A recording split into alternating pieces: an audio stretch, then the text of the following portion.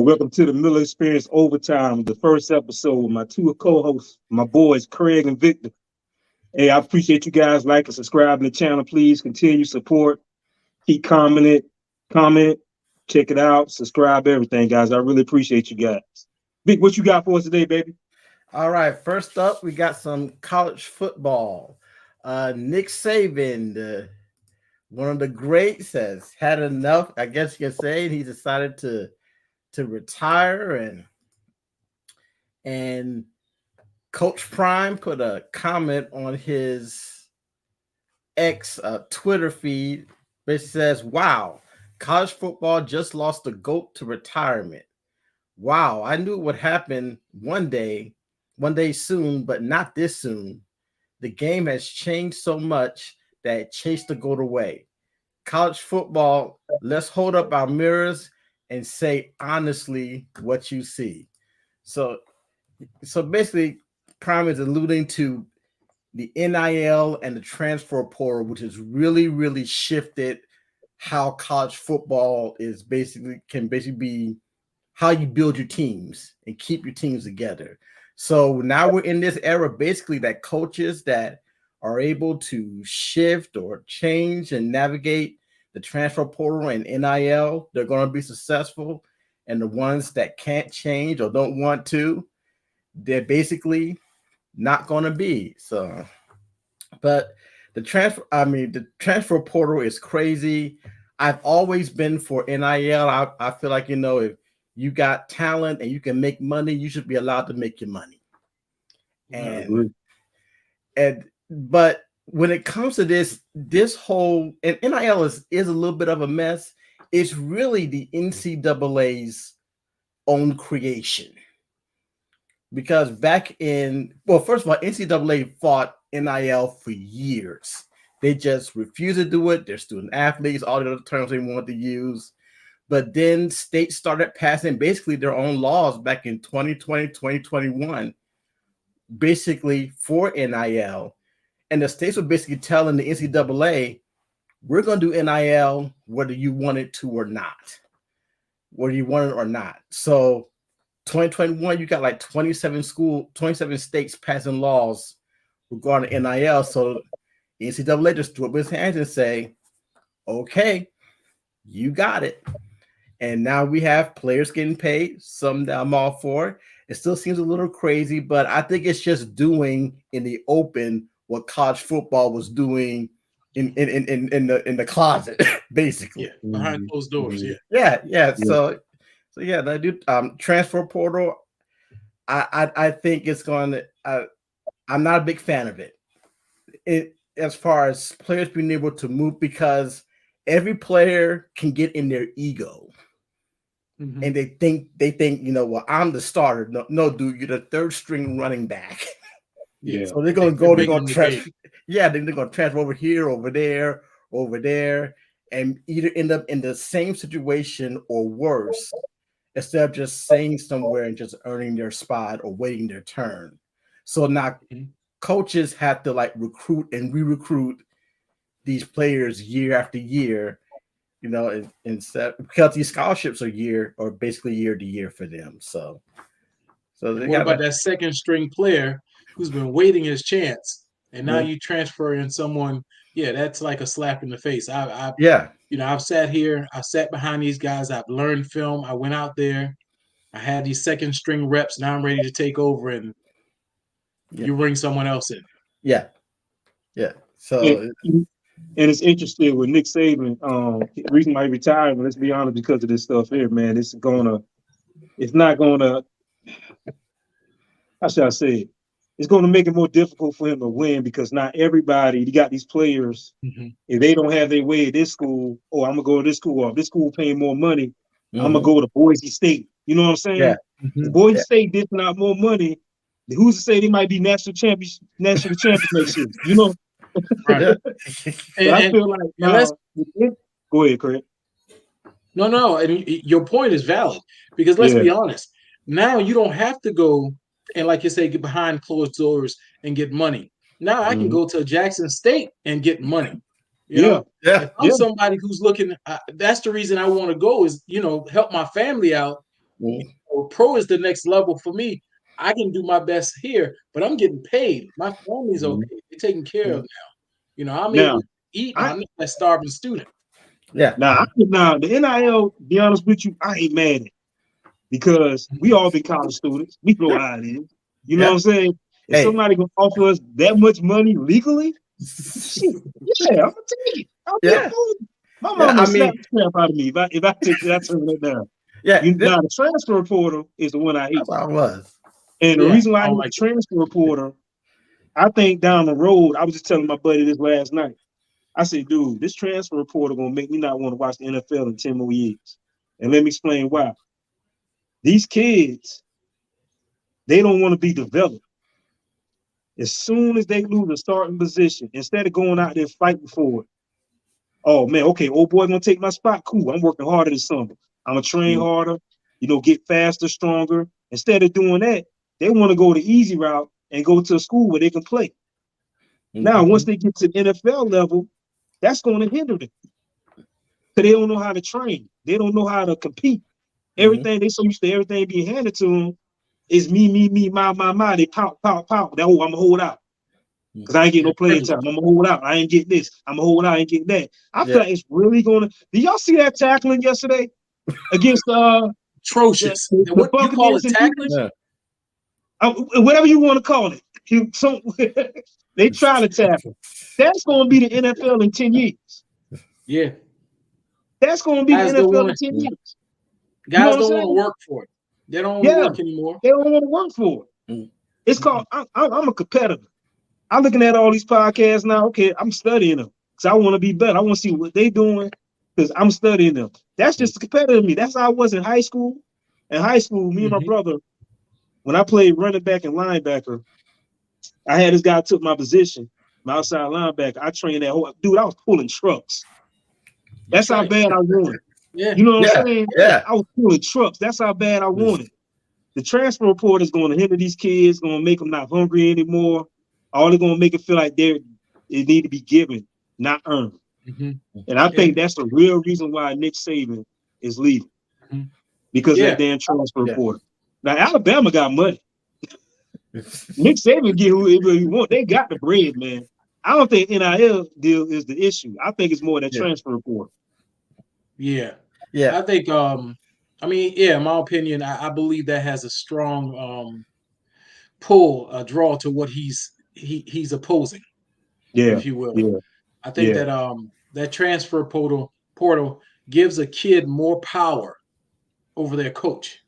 Yeah. When a coach says, I need you to work hard, I need you to, get in the books, study the film, this, that, and the other. He's saying, I can go somewhere else. I don't have to do this. Yeah. I don't have to deal with it. I can go somewhere else and play. Yeah. That's like me punishing my daughter for failing the class, or she bringing a sucky report card, and she get upset. She want to run away from home. Yeah, that's the equivalent of that. Oh, I'm not getting my way, so I want to leave. Right. Deuces. Right. It's like the only. I think. Go ahead, Jay. Go ahead, Vic. I was just saying about the only thing, because now, correct me if I'm wrong, but these athletic scholarships are normally like year to year. Am I correct about that? That part I'm not sure. About, what's that? What? I'll say normally these athletic scholarships are basically giving year to year to a player. Am I correct about that? No, they typically when they come in, you come in. It's a 4-year. It's a 4-year guarantee. Scholarship. They based it, but you can lose it. So, in other words, what you're saying is sort of accurate because there's so much language in there that you can lose that scholarship.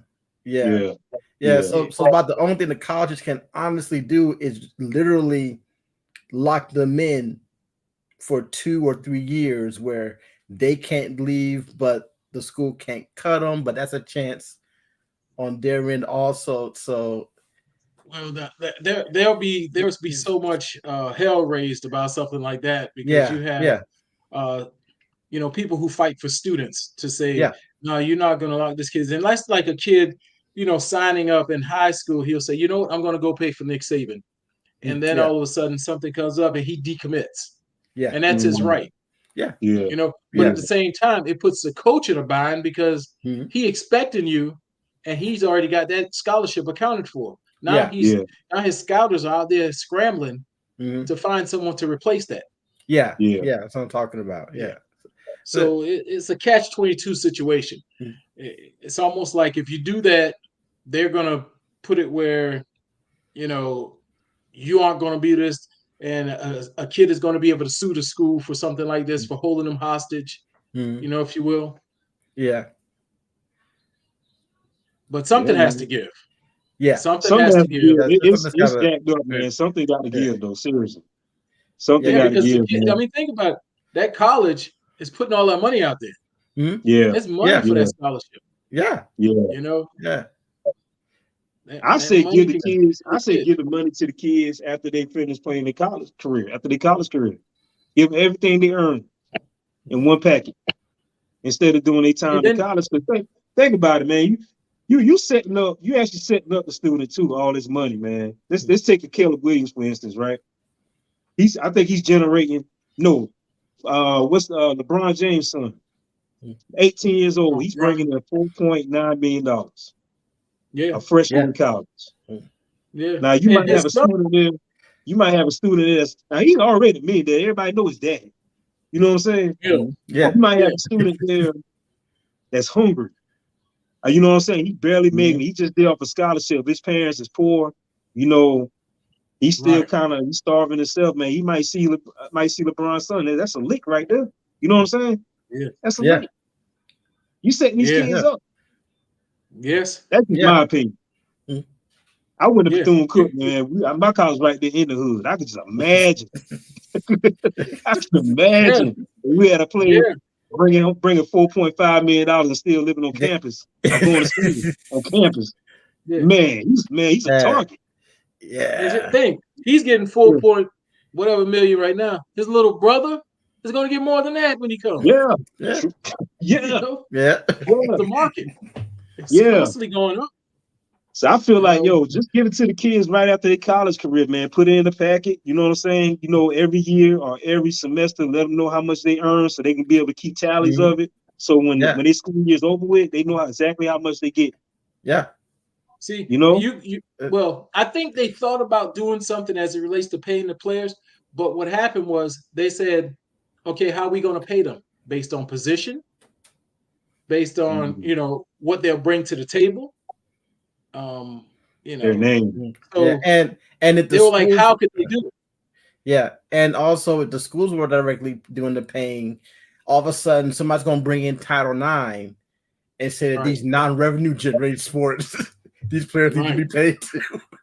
So, they were thinking about cutting some of the sports because it wasn't generating that much money. Because if you, let's face it, if you start paying these football players through the college, then the basketball players gonna be like, well, yo, soccer, yo, softball, yo. Yeah. You know, and they were like, these other sports aren't generating this money. They're not generating that's why NIL was But football, basketball is one really bringing the money to the school. That's it. Yeah. Definitely football. That's the number one right there. Yeah. Now we talking about USC girls basketball. They might be bringing more money in the football team. Hey, you seen that girl dunk last night? I heard about it. I didn't see it. I heard about it. You got to see it. About it, man. It wasn't like, no, it was like, yeah. Dang. That's the first time, right? I never heard about that. I never heard of a college basketball female player dunking. I never heard that. Oh yeah, there's a girl at Stanford. I forgot her name. It escapes me right now, but she dunked in a game. How long ago was that? This was last year, or a year before last. Oh, see, I didn't know she was that. a high school dunker, and you know, obviously.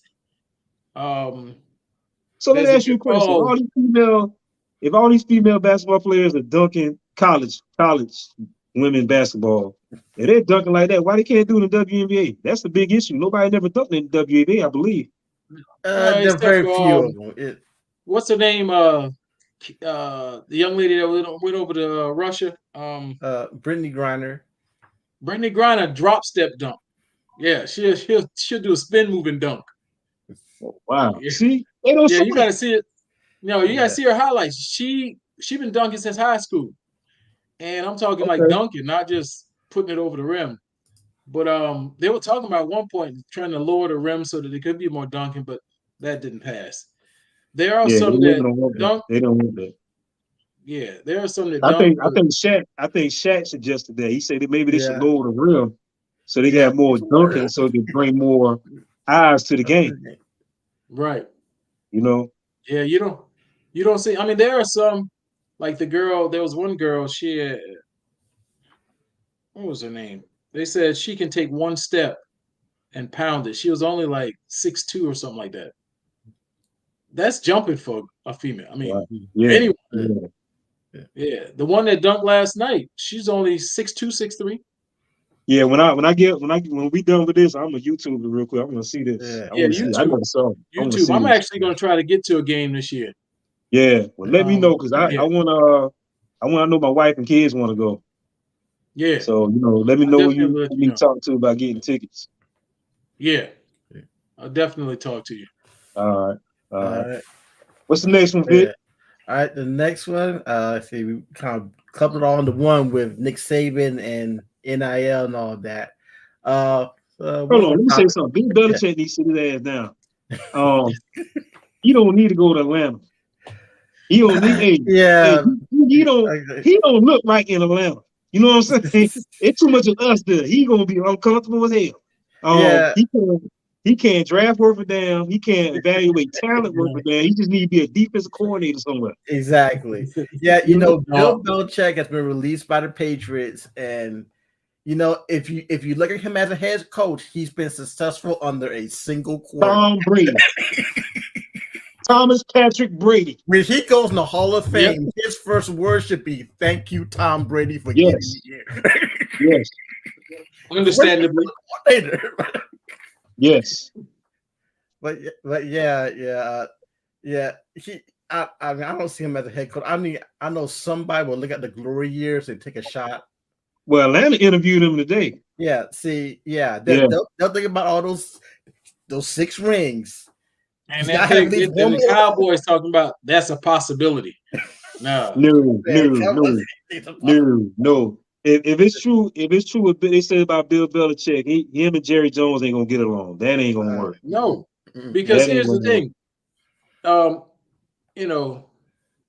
In my opinion, I don't believe that he would have a move to coach, and that's it. Because that would not be a lateral move. Right now, he's a GM and coach. Yeah. You understand? And Jerry Jones doesn't want to give up that GM. You don't want to give him that GM. Yeah, I agree. Jerry Jones wants control. He want to buy the groceries. He want to cook the cookie. Yeah. Now, hey, I want to see Mike T. I would like to see Mike T in Atlanta. He would fit Atlanta. Yeah. You look at him, you see Atlanta. Exactly. Yeah. And Atlanta's got a squad now. They just need a little. That's it. They got the squad. They need a little. That's it. Yeah, I mean, as a Steelers fan, I love Mike T, but I'm a little leery when it comes to defensive head coaches in the NFL now because the era has changed. It's about the offense, and so I'm kind of a little. I love Mike T. I don't think he should be fired. But I love him being with the Steelers, and I don't see him legitimately being with another team because the Steelers are a pretty well-run organization, probably one of the best in all of sports, and kind of going from there to anyone else. Yeah, they don't like to pay. That's why he's lost some big-time players. Yeah. They like Cincinnati. They Cincinnati, they cheap, man. I want to cheap in Cincinnati. Yeah, they can just get the offense right. I'm talking about the Steelers, but but what we talked about in the first topic, Kenny Pickens is he's the epitome of that. Yeah. He feels like he's privileged. I'm not going to back that quarterback up. It's not my job to back him up. Yeah. You understand? Yeah. You ain't did nothing. What you mean? You better talk to Jordan Love. You better see what Jordan Love did in 3 years. He sit there and back that man up right there and learn something. Yeah, so that we mentality moved on to the NFL. Cowgirls, man. Yeah.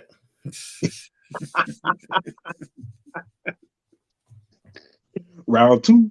Them Dallas boys right here. They right sitting right beside me. I enjoy the game. Round two. All right, we'll move on to one more topic.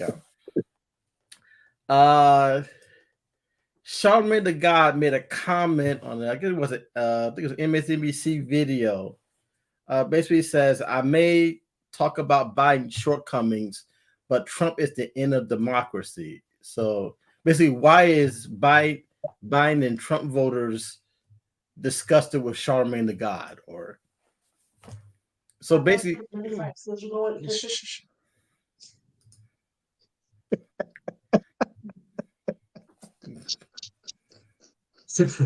you go. Why you do that to yourself, man?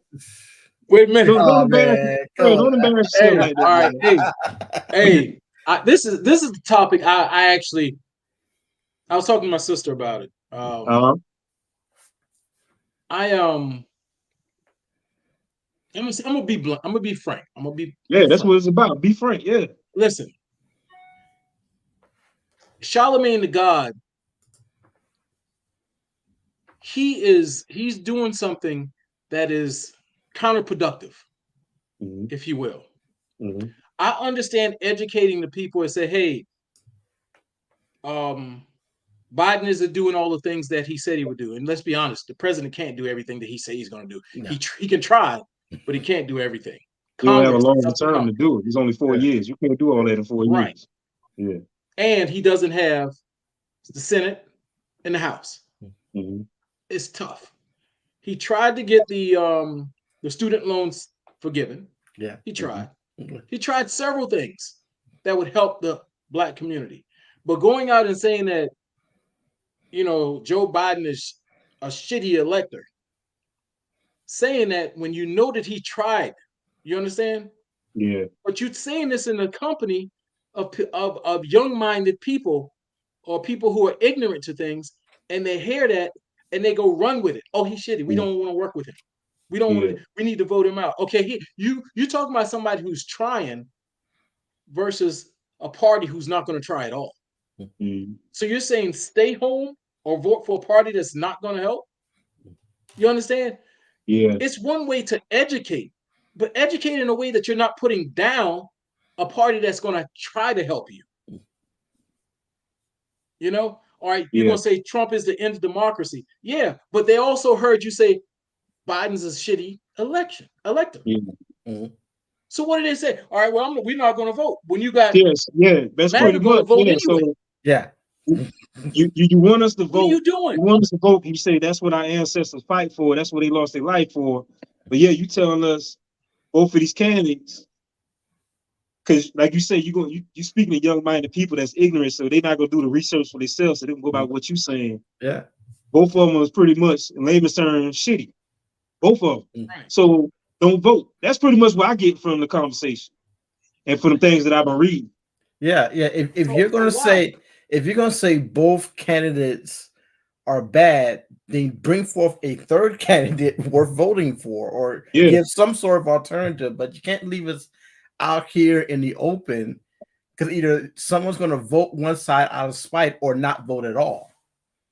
In my opinion, what he's doing, and it's just merely conjecture on my part, he wants to bring Biden in. He wants to sit down with Biden. He wants that to catapult his career. Yeah. From where it is right now. You're here, but you want to catapult it, because if I get Biden in and talk to Biden, because Biden, I'm gonna be what I've seen and read, and I'm a type of person that I'm very analytical. I want to see it. Let me read it. From what I've seen and read, he cares about people.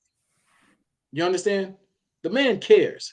Yeah. So if you're going to sit down with him, talk to him. But don't put that out there, that propaganda, if you will, about what you think this guy is. Talk to him. He's willing to talk to you. But don't try to get him to talk to you in that way. All you have to do is reach out to him. He know who you is. He knows exactly who he is. Yeah. Right. Yeah. You can say, hey, Mr. Clyburn, can we have a meeting, you, myself, and the president? Yeah. Yeah. You don't do it this way. Because what these kids are hearing is shitty elector. Because you know the kids ain't doing their research, man. Hell, even adults ain't doing their research. No. They go by the Breakfast Club is one of the #1 urban, not even urban, I just say radio station in general. And that's some of these adults and all these kids, they go by what Charlemagne and Envy say, that's law. Yeah. Right. You know what I'm saying? That's the word. It's true what they say. They're not gonna do no research for themselves. They go by what they say. So I mean, they got the power, man. They gotta be more responsible with what they're saying. But I guarantee he won't say that to one person. Of course. Larry Elder. Mm-hmm.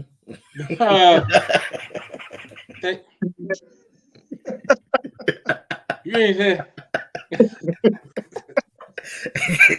Right. Okay. I guarantee he won't say that to him. No. Yeah. No. And I just believe that words have meaning. Yeah. There's power behind words. Yeah. So if you're going to say something, say, hey, like they say, oh, the economy is the worst. No, it's not. No. Yeah. Nobody's paying attention. Yeah. Inflation is down. So let me ask you this. Not even, this is my thought process when it comes to the presidential election. It's two things.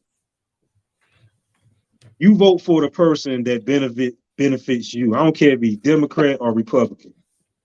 Whatever's going to benefit you and your life, but it's going to help you and your family out, that's who you vote for. That's how I'll do it.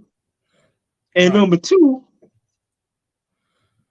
forget the presidential election. Let's worry about what's going on in our area. Yeah, that's the important part. Yeah. That's what a lot of people is forgetting. You know what I'm saying? The local. Yeah. The local, the government, you know what I'm saying? Our politicians, our mayor, our sheriffs. Mm-hmm. You know what I'm saying? Who we voting to be a judge. That's what's important. Definitely. And that's what I teach to people, man. Yeah, they don't see that. I don't care less, man. The presidential election is a clown show. It's just, it's a popularity contest. It's like East Coast, West Coast. It's like they beefing, man. You know what I'm saying? Yeah. It's like Swinging Puppy in the 90s. Yeah. You know what I'm saying? And constitutionally, the president is commander-in-chief for the armed forces, head of the executive branch. He can nominate Supreme Court justice. He doesn't have a whole lot of power in reference to passing laws. And things that the power is the local. It's your local. And if even if he official power, let's say official power. Right. Even if he vetoes something, they can go back and pass it anyway. Yeah. Like for instance, a lot of people got an issue with our governor, right? I don't got no issue with him. He look out for law enforcement. We get a pay raise every year. You know what I'm saying? It benefits me and my family. You vote for who benefits you. I don't care if it's Democrat, Republican. People need to sit down, stop listening to the news, stop listening to the radio station, actually educate themselves on what these candidates are talking about. Rather, 85% might be BS, yes, but it's going to be something in that BS that's going to benefit you. Yeah. Right. And see, I read the governor's what he passed for the year. What was that? When the radio station, when he vetoed it, shot it down. Yeah. But he's smart in a way that teachers' raises. Republicans didn't really want to give the teachers a raise, but the Democrat had the power to push it. He saw that it was popular. Yeah. Now, granted, he's a Republican and he could have easily opposed it, but he saw that it was popular and he went with that. Yeah. You understand? Mm-hmm. He understands. He played politics. Yeah. See, I remember speaking to someone on the floor and they were talking about how they lobby. It could be something that's not good for the public, but his job is to lobby. Mm-hmm. You understand? That's what he gets paid for. Mm-hmm. So rather he has to check his ethics, principles, and morals at the door. He has a job to do. Yeah. You understand? Yeah. And so that's when I started looking at it like, wow, it isn't about the people per se, when it should be. Mm-hmm. The people have power. Mm-hmm. Voting is power. Yeah. Yeah. Now, what one party is doing to try to eliminate that power, it's because by the numbers, there's more people that votes one party versus another. So they want to try to even the playing field by subverting the vote. You understand? Yeah. Yeah. And it's sad because the majority of the country is, a particular party. Yeah. Yeah. Yeah. Yeah.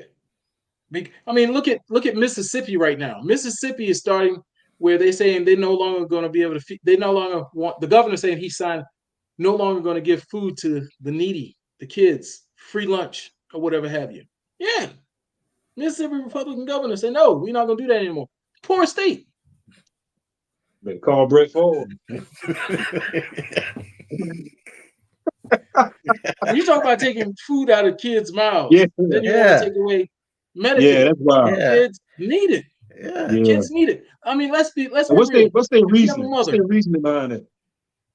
Oh, he's saying he don't want to no longer have that stigma as the poor state. You understand? As the state of needing Medicaid or welfare or food stamps or whatever have. You are who you are. Yeah. Yeah. Until you do something to change that, you are who you are. Bring in manufacturing jobs, things that you need to do some things to change that. Yeah. But taking food out of the kids' mouths, that's not a way to do it. See, I haven't heard that, man. That's crazy that nobody's talking about that. Just look it up. It just came out the other day. I keep my ear to the ground. Yeah. And, it's sad.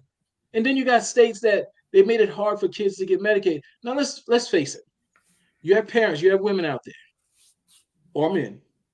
You work a job. That job doesn't pay enough for child care, back and forth to work, putting food on the tables, whatever have you had. Sometimes you need that assistance. Mm-hmm. As men, we like, nah, we're gonna fight, we're gonna make this happen. Yeah. Sometimes you need that assistance, especially for a female. If she's a single mom, she has 3 kids and she's raising them, and she has to pay all these bills, and we know what those bills encompass. We know what those bills are. Yeah. And then you have child care on top of that, and you have one paycheck coming in from a job. That's not enough. Yeah. And you want to say, oh no, I'm going to take away your health care and I'm going to take food out of your children's mouth. Why? Isn't that added on more to the stigma of them being a poor state if he do that? Looks like it to me. It's a dumbass man. I'm just trying to. It just doesn't make sense, man. It's about the optics. Adding more to the stigma if you do that. You're already a poor state. One of the poor states in the United States. But when you're morally bankrupt, you can get away with that. Like I say, a lot of people say the word karma. If you look at where the word karma derives from India, correct? Mm-hmm. Okay. When you look at that, they said that word came from being able to walk over the homeless or people who are in the street that don't have a place to go or are hungry. You can walk by them or walk over them by saying it's karma. They're like that because God is punishing them. Wow. That's the word. You understand? Yeah. So I can say, oh, it's karma. No. God said feed the needy. You know what I'm saying? Yeah. Yeah. Wow. Yeah. He said the meek shall inherit the earth. Humble thyself. Yeah. He doesn't say walk over your fellow man who needs you. Dang. Yeah. I gotta look that up, man. That's crazy, man. Yeah. And you look at the word integrity. Integrity. Everybody want to talk about Cat Williams. But nobody talking about this. No. You know what I'm saying? See, a lot of people look at your integrity. Integrity derives from a word in Greek, where it says without wax. And what that means is people who used to build pottery, and they would take it to different places to sell it.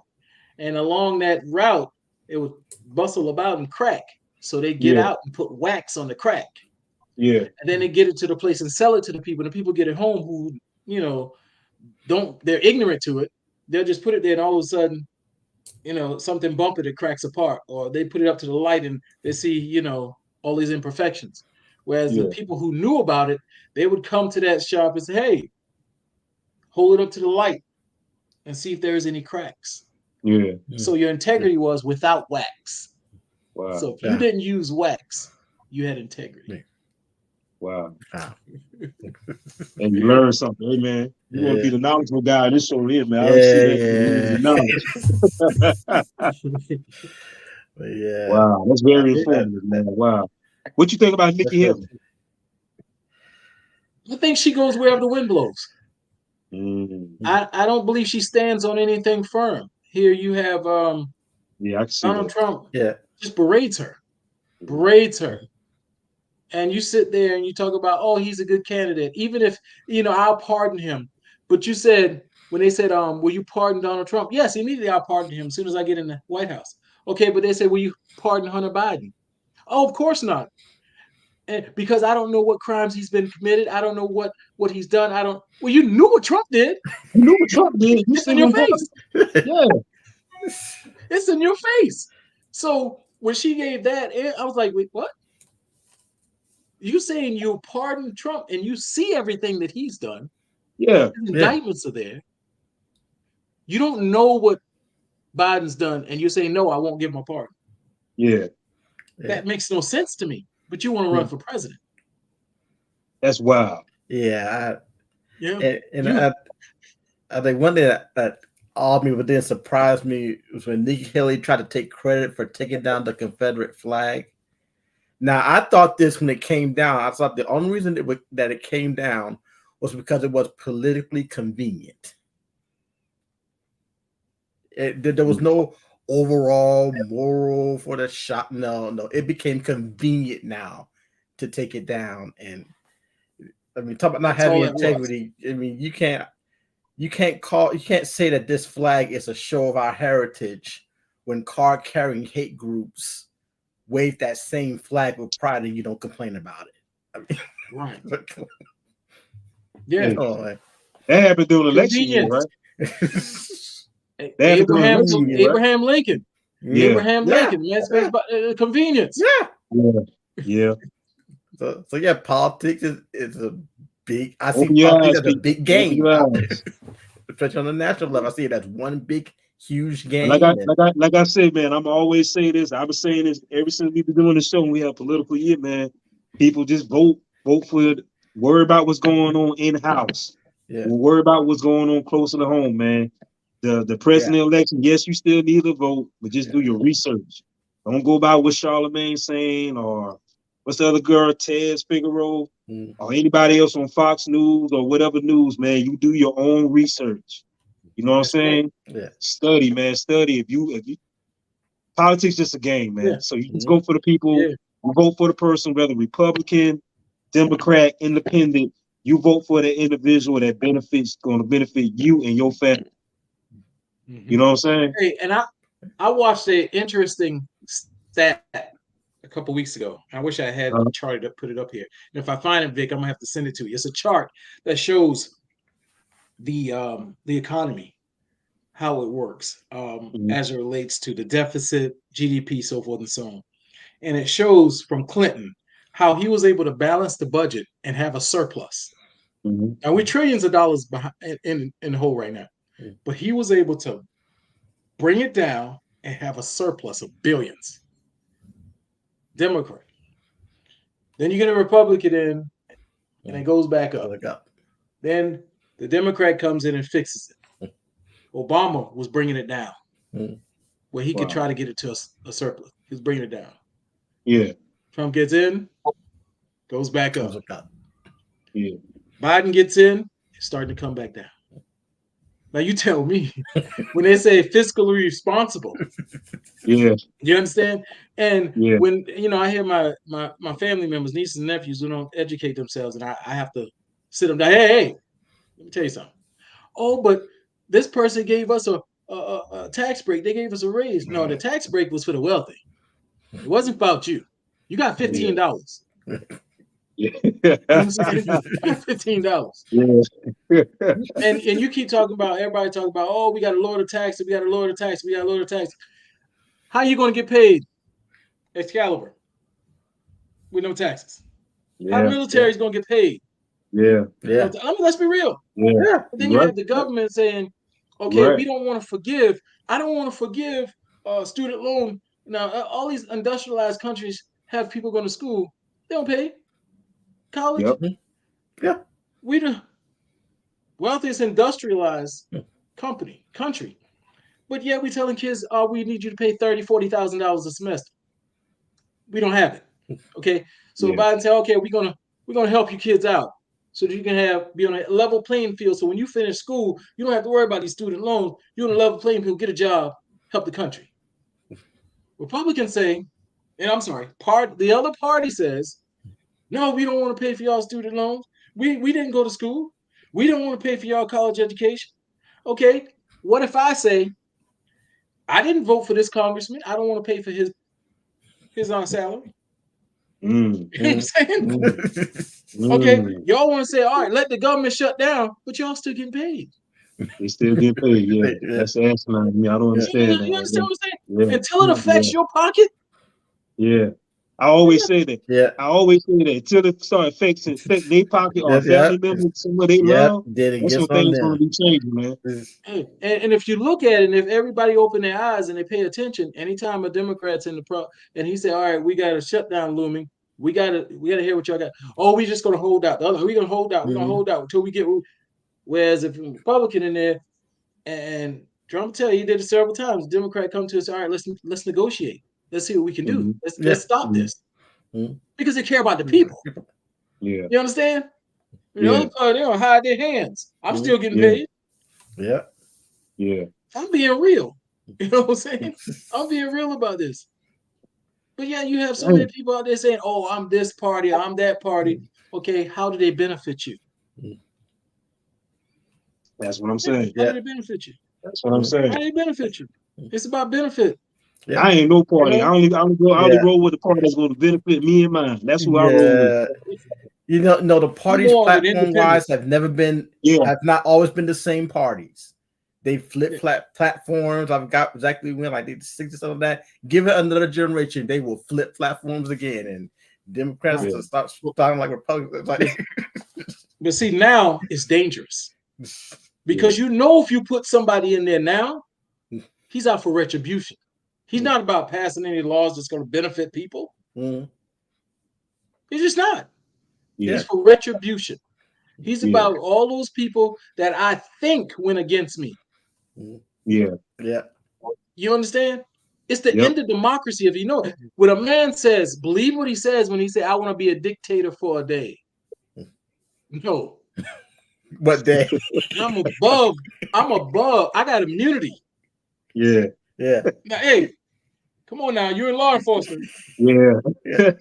So I can go out there and pop, and hey, I'm a president. Come on now. Yeah. Who's that telling you? That don't mean nothing to me. Who's that tell you? He's telling you. And he's smart. He put it out there to see who gonna. Are y'all good? Y'all hear me? Y'all hear me? Y'all good? Y'all with me? And when people start saying, "Oh no, I was just joking," and he put it out there to see who's going to comment. Like, nah, man, I'm bullshit, man. Nah. You know what I'm saying? Nah, I'm just playing. I was serious. You know what I'm saying? You out there fishing. You trying to throw the reel out so you gonna catch it. You know what I'm saying? Yeah. That's a good analogy. Man. A psychopath. The definition of a psychopath is someone who doesn't see that line anymore. The line is no longer blurred. Yeah. You understand? Yeah.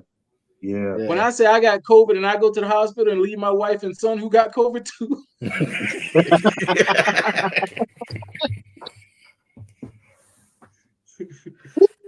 That's a damn. Wow. Our future president, right? He looking pretty good in the race, man. Hey, he looking good to his constituents. Yeah. Other people got to get out and vote. Yeah. You got to get out and vote if you want. And that's why I'm gonna say it again, man. Stop BSing with the fake news, man. Do your research with these people, man. Do your research. This man wants to take away what we built as it relates to allies. We have allies for a reason. A lot of people just say, oh, why do you go over this country? Why do you have military over here? Why you have strategically placed? Yes. Yeah. It's for a reason. But when you have somebody who say he wants to kill all that, we're sitting ducks at that point. Yeah. Agreed. So you can't just get into politics. You have to know politics. You got to know politics.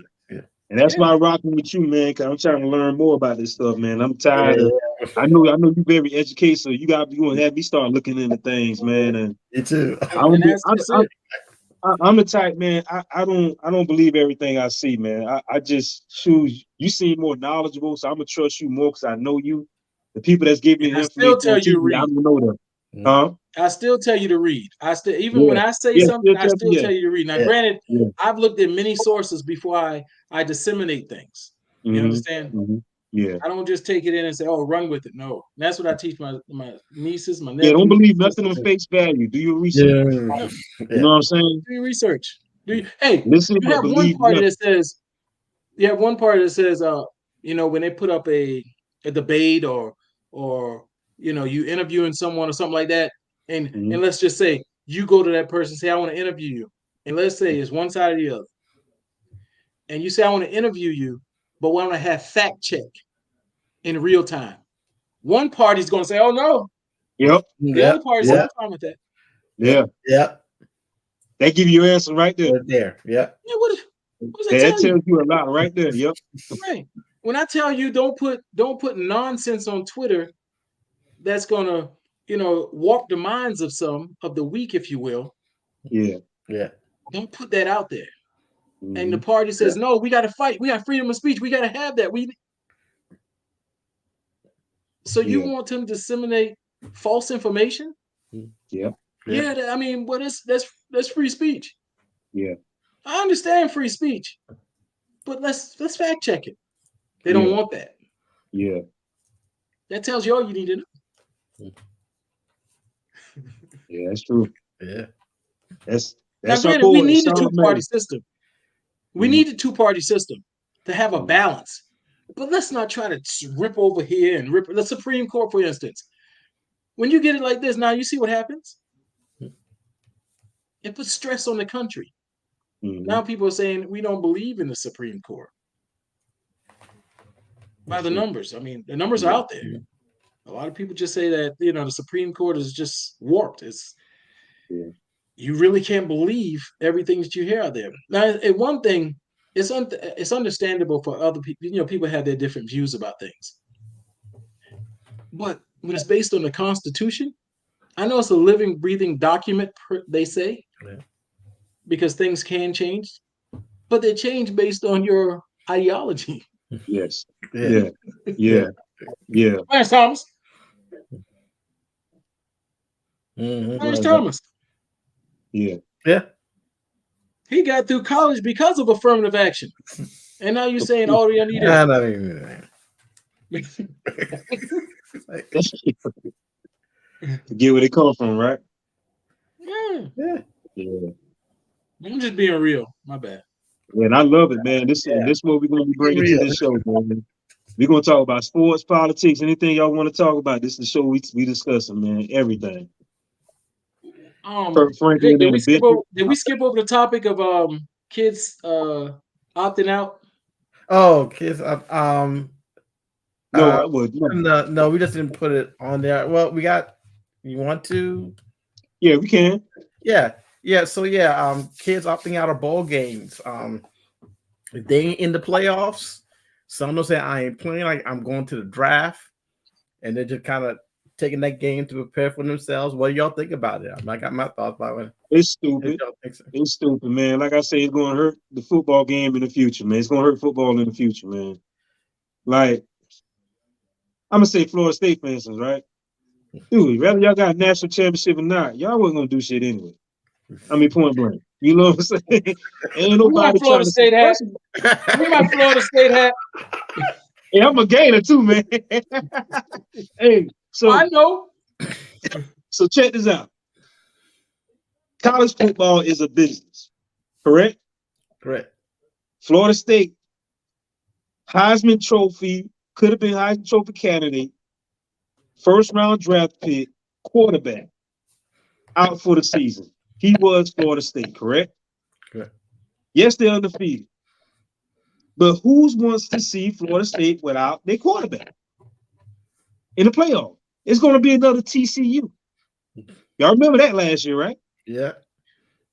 TCU was undefeated, but you saw they got mollywhopped in the playoffs, right? Yeah. No, it was a bowl game, actually. I mean, it was national championship, correct? Mm-hmm. Nobody wants to see that. It's a business. So, yes, I'm going to choose Alabama over Florida State. Alabama bring in money. Nick Saban is the face of college football. He's going to bring in groups.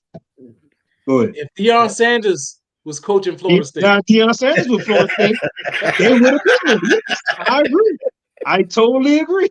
If Deion Sanders was with Florida State head coach, yes, they would have been in that playoff. I agree. Okay. And now my side is the other side of it. It's the other side of it. Vic, you want to go first? No, I'll go last. Yeah. All right. Fiesta Bowl 2016. Okay. Jalen Smith tore up the MCL, ACL not long into the game.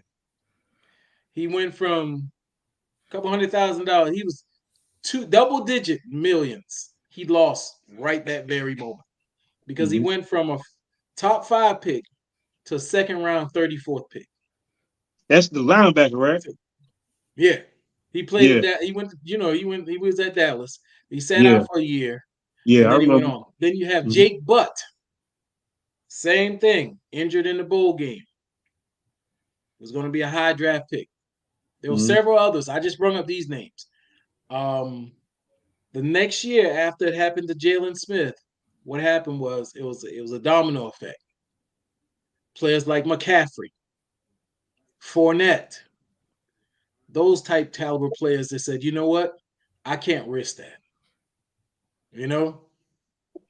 I can't risk losing millions of dollars on a bowl game that's just bringing money to the university by the millions. Now, granted, that university's put a lot into you, but you're looking out for your future. So Jalen still hasn't been right. He still has drop foot. He's bouncing around the league right now, but he still has drop foot. He played for a little while too. Yeah, he had nerve damage in his foot. If you look, he has to wear a brace that keeps his foot flexed like this here because he doesn't have this. Yeah. So and there's a lot of players whose careers were over who played in the games. So I get it. How can you tell? I mean, and this isn't like a Pro Bowl where they're going out now and they're basically playing two-hand touch. Flag football, yeah. Yeah. You understand? It's no longer Sean Taylor lighting somebody up. So, I mean, what do you do? I mean, and I think personally, it's up to the player. If that player feels confident, this is going to drive my stock up, whatever have you, then yes. But if that player goes in there with that trepidation or hesitation, they're going to get hurt. Yeah. We both know. You play like that. You play like that, Yeah. It can't be in the back of your mind. So I say it's up to the player. If he's gung-ho, I'm doing this. This is what it's about. This is into my college career, whatever have you. I'm going out like this. We're going to get a national championship. Or I'm playing in my last bowl. Even if it's not one of the significant bowl games, you know what I'm saying? It's really up to that player. Because if you have that doubt in the back of your mind, I would suggest you sit it out. Because you aren't going to do anything to help the team. Yeah, you're not going to do it. You're going to play. If you're having that doubt in the back of your mind, you're going to end up getting hurt anyway because you're going to be overthinking. You know what I'm saying? But I'm going to put it in this context. And then I'm gonna use them sorry ass Seminoles again. You guys had an opportunity. Yeah, y'all got screwed out of a playoff game. Yeah, y'all undefeated. All right, cool. But you guys had an opportunity to to be able to prove the NCAA or whomever do the voting for the playoffs wrong by beating Georgia. 29 was it 29 people that left set out? Yeah, they got close 29, 30 players, something like that. 29, right? You guys had that opportunity to prove everyone, hey, we deserve to be in the playoffs. Because maybe this can affect another team next year. Maybe Florida State be undefeated again next year. And they be like, they beat the bricks out of Georgia for what they did in that bowl game. Yeah, let's put them in the playoffs this year. I get what you're saying, but at some point, as an athlete, you got to have that dog in you, man. You want to be able to want to compete. You know what I'm saying? You get into that part of football. Yeah. Social media. Go ahead, Vic. So I understand. That's how everybody's saying. So let's. It's about. Let me give an example here. Let's say I'm a running back. I am top running back at a top school. I am projected to go in the first round in the NFL draft. You are a second stringer or third stringer. We're both seniors. We're not in the playoffs. You won't play this bowl game. I may decide not to play this bowl game but here's the problem. You have two really good knees. I've got $2 million knees. You've got two shoulders. I got $2 million shoulders. But check this out. Hold on. I started by something. I ain't mean to cut you off. I want to say this. Okay, but sometimes a bowl game can make your draft stock go up more, or it can make it go down. One hit. I'm out of millions of dollars. Marcus Russell, perfect example. He balled out in the bowl game. That man was #1 draft pick. They weren't even checking for that man the whole season.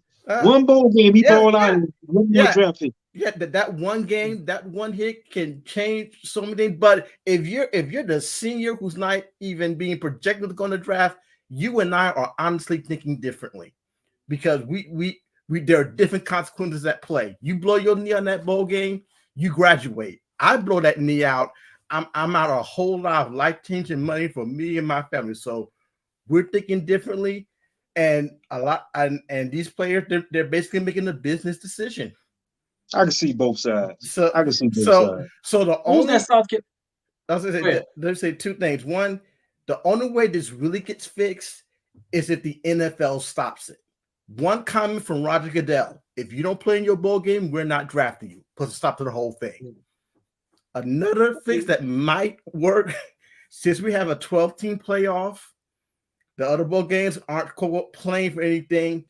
Create 3 other brackets of 12 teams, and they're all playing for like a gold, silver, or bronze championship.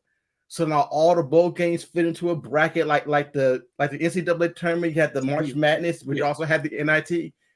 Hey, just make 3 more brackets for all the 43 or so bowl games, and now everybody's playing for something, and maybe that'll get these players to play since they're playing for something. Because that's the idea. I'm playing for something, so now these NFLs can see how I play in a high pressure game. Basically, I believe sometimes it's agents and NFL. Yeah, in the air. Yeah.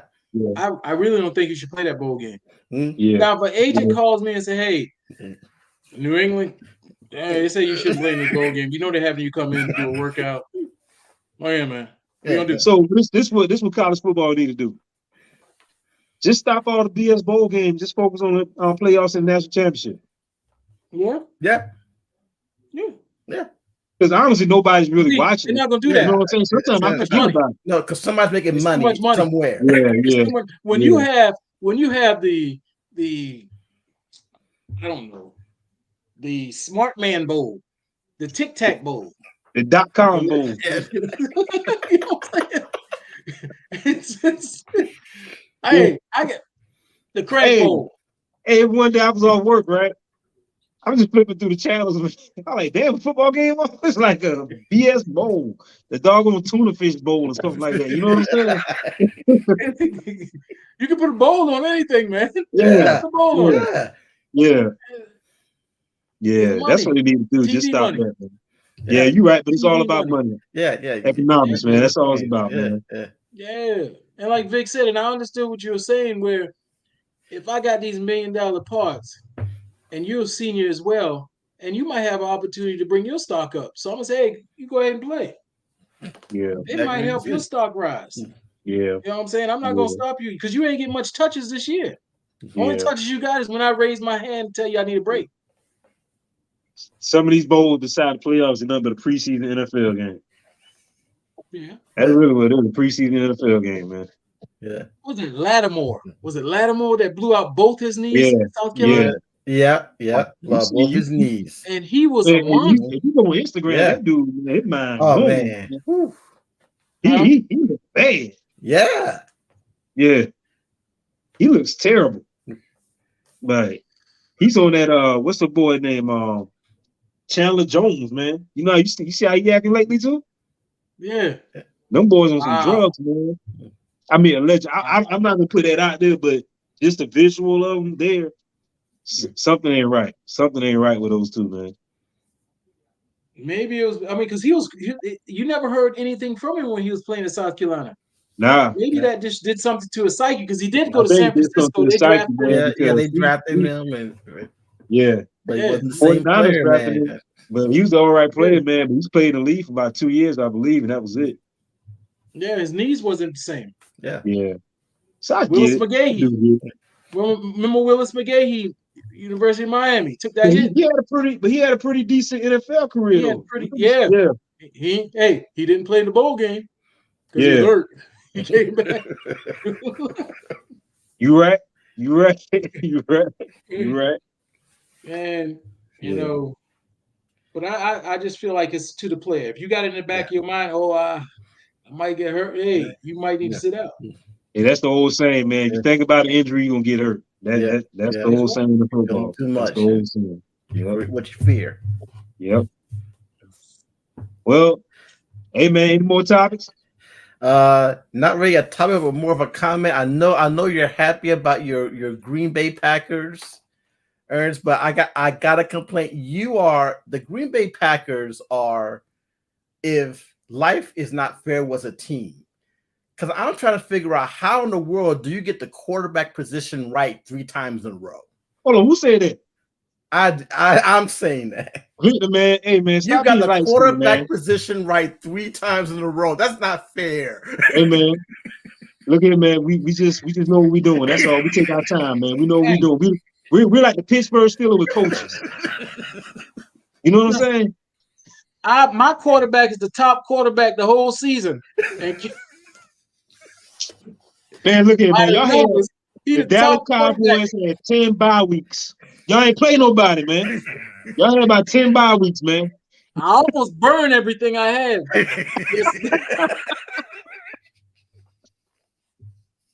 Hey, Vic. Hey, we rub off on Green Bay. We went to that game in Carolina, man. We rub off on them boys, man. Yeah.